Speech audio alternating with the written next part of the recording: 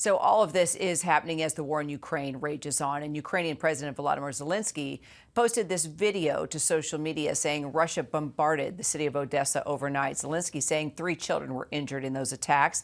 And it comes as Russia is claiming Ukraine hit a Russian gas pipeline, which Ukraine claims was a false flag attack staged by the Kremlin. Still, the two sides are inching closer to a partial ceasefire actually being brokered by the Trump administration. The president speaking about those negotiations earlier today.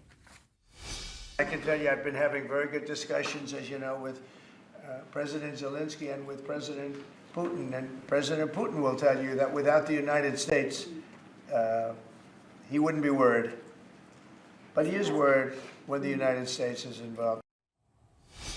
For more on the potential plan for peace, retired Marine Corporal, there we go, Mark Kansian from the Center for Strategic and International Studies joining me now. Good to see you, Mark. As you know, Trump spoke with both Zelensky and Putin this week. You wrote after the Putin call that Trump's plan for peace within the first 100 days in office was pretty unrealistic. But I did have a chance to talk with presidential envoy to Ukraine, Keith Kellogg, yesterday, and he told me they are on track to make a deal by that timeline. Tell me why you disagree, Mark. There are lots of details that need to be hammered out before you get any sort of peace deal. Even a ceasefire, which looks relatively straightforward, is complex. We saw that with the recent conversation with President Putin, that he was not willing to agree to a 30-day ceasefire, only this partial ceasefire that covers energy infrastructure. Making a final peace settlement could take a very long time. We have to keep in mind that to end the Korean War, the negotiations took 2 years, and there's never been a final peace settlement. Well, Kellogg also laid out some of the U.S. strategy for lasting peace. I want you to take a listen to part of our interview here. Once a ceasefire goes into place, peace goes into place, they're not going to mess around with Donald J. Trump. They are just not going to do that. And then you build, the people call it a steel porcupine. I made the comment, I've actually written about this, where I've said, well, maybe you want to make Ukraine like the Sparta of Central Europe. You make sure they're well-trained, well-equipped, and a lot of that is going to be on the Europeans' call because it's in their backyard.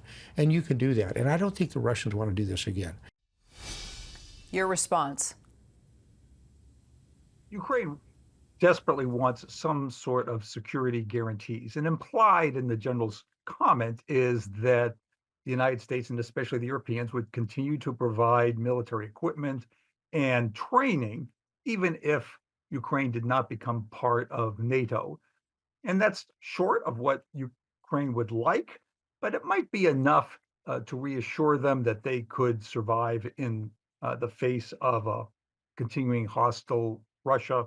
Many people worry about a ceasefire leading to a couple of years of tension and then a renewed Russian attack. You know, you sort of touched on this when you look to the past, Soviet Union, Russia, since the 1930s, about a dozen countries they have invaded.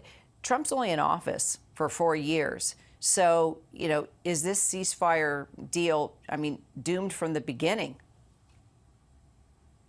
If it's signed by all sides, then there's some prospect that it will continue. And the ceasefire in Korea, for example, has continued, although it's sporadically violated by the North Koreans.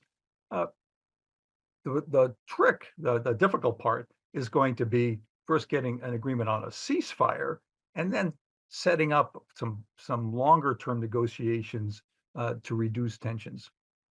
So Trump has floated American ownership of Ukrainian minerals and nuclear power plants as a way to deter further Russian invasions. Do you think that could work?